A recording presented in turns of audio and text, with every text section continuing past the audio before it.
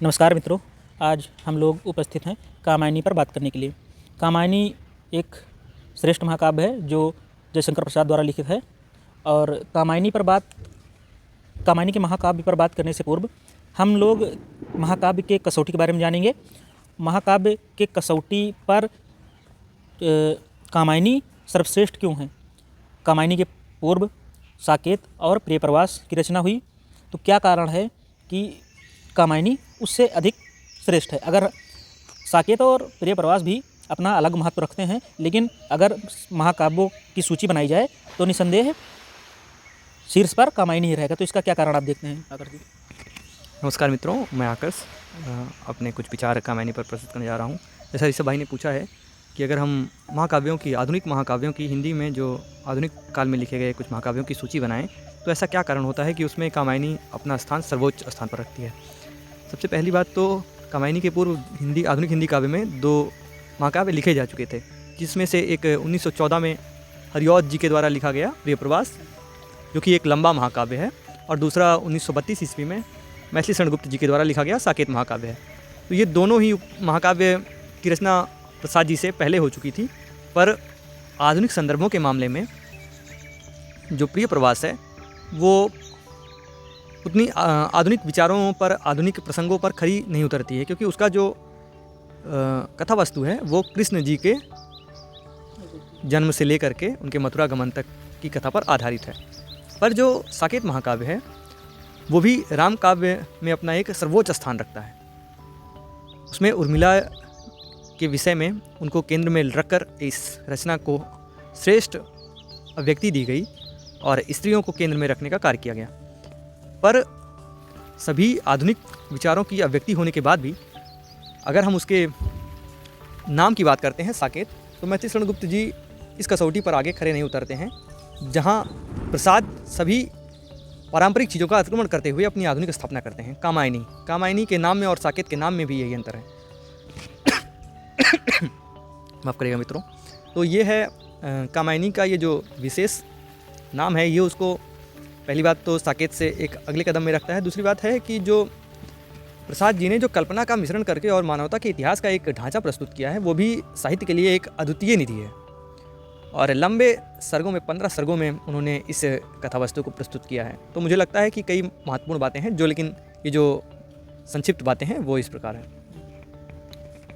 जी, अब आकर्ष जी ने बताया कि कामायनी प्रियप्रवास और साकेत से पूर्व क्यों उसको रखा जाता है। कामायनी के बारे में डॉक्टर नगेंद्र लिखते भी हैं, ये संपूर्ण मानव इतिहास की जीवन गाथा है।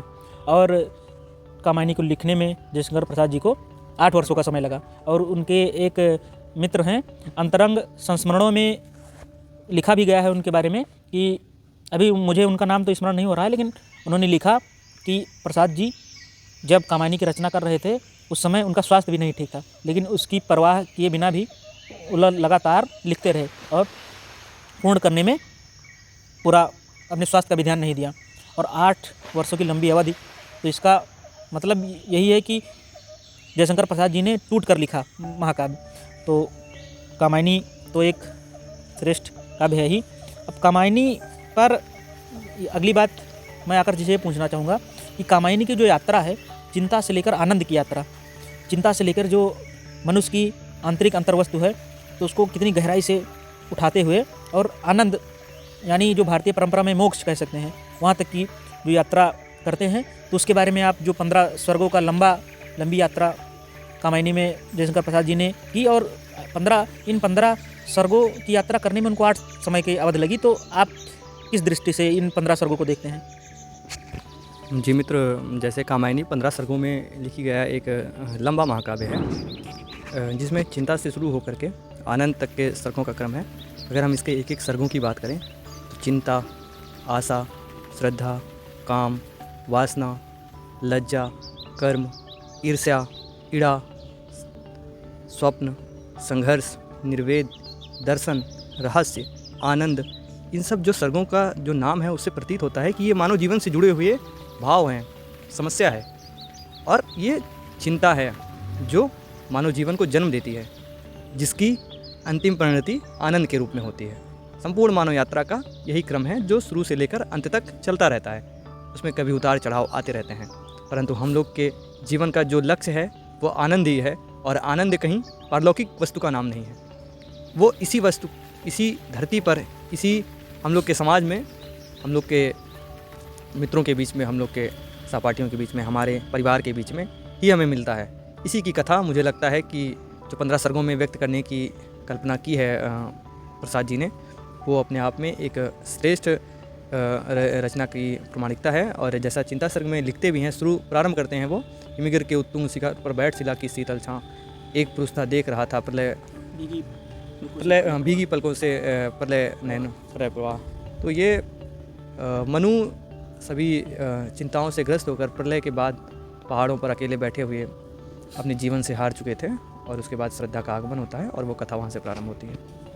तो आकर्ष जी ने 15 सर्गों का नाम भी बताया, और ये भी बताया कि 15 सर्ग जो हैं वो स्वतंत्र रूप से, अगर जयशंकर प्रसाद जी ने इस प्रकार से कामायनी की रचना की है कि अगर उन 15 सर्गों को स्वतंत्र रूप से भी पढ़ा जाए तो उतना ही आनंद, उतना ही लय से परिपूर्ण, उतना ही इतना टूट कर लिखा है कि 15 स्वरों में एक लयबद्धता बनी है जो स्वतंत्र रूप में भी उतना ही श्रेष्ठ है। तो कामायनी एक श्रेष्ठ काव्य है ही, और इस पर हम लोगों की चर्चा हुई। तो आशा है कि आपको ये वीडियो अच्छा लगेगा, और अपना सुझाव भी इस बारे में, जो हम लोग अभी अल्पज्ञ हैं और हम लोगों से जो भूल हो रही हो, तो आप लोग सुझाव भी दे सकते हैं। धन्यवाद, फिर मिलते हैं।